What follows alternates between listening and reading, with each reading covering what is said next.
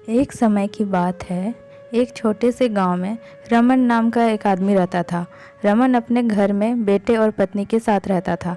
रमन गरीब था, इसलिए वह दिन रात अपने परिवार की ज़रूरतें पूरी करने के लिए लगा रहता था। वह हर हाल में बेटे और पत्नी की खुशी चाहता था।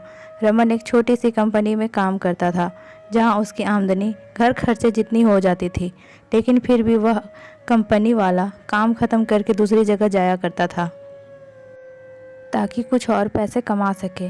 काम में व्यस्त होने के कारण वह अपने परिवार को समय नहीं दे पाता था। रमन 24 में से 16 घंटे घर से बाहर काम करने में निकाल देता था।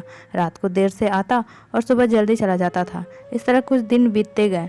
एक दिन रमन की पत्नी ने उससे कहा कि आप पूरे दिन काम करते हो और हमें समय नहीं देते हो। वैसे भी हमारा खर्च आराम से निकल जाता है, तो आप इतनी मेहनत क्यों करते हो? हमारे पास जितना है उसी में हम खुश रहना चाहिए। चलिए आज हम तीनों कहीं घूमने चलते हैं। तब रमन कहता है कि बस कुछ समय मुझे और मेहनत करने दो, फिर आराम ही आराम है। इस तरह रमन मेहनत करने में लगा रहता है। उसका बेटा भी उससे अक्सर कहता रहता था कि पापा आप मेरे साथ खेलो, बैठो और मुझसे बातें करो, लेकिन रमन हमेशा काम के लिए कहकर कभी उसे समय नहीं दे पाता था। कुछ समय और बीता। अब रमन की किस्मत चमकी। रमन की नौकरी जिस कंपनी में थी, अब उसका मालिक रमन को मैनेजर बना देता है, क्योंकि रमन काफ़ी समय से वहाँ काम करता था और अब वह मालिक का विश्वास पात्र बन गया था।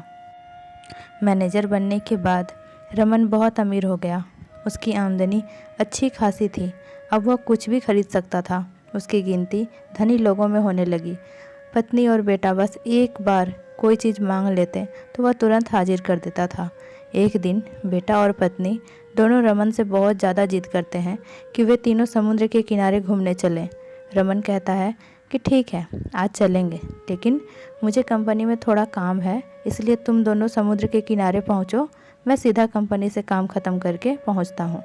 पत्नी और बेटा दोनों वहां चले जाते हैं। तभी समुद्र में बहुत बड़ी सुनामी आ जाती है और आसपास के लोगों को भी बहा ले जाती है। पत्नी और बेटा दोनों पानी में बह गए। जब रमन वहां पहुंचता है तो ऐसी हालत देखकर घबरा जाता है।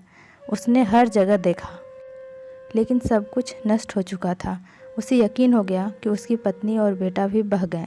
वो ज़ोर ज़ोर से रोने लगा और अपनी पत्नी की बात को याद करने लगा कि हमारे पास जितना है उसी में खुश रहना चाहिए और अपने परिवार के साथ खुशी के नए पल बनाने चाहिए, ताकि हम उसे हमेशा अपने दिल में संभाल कर रख सकें।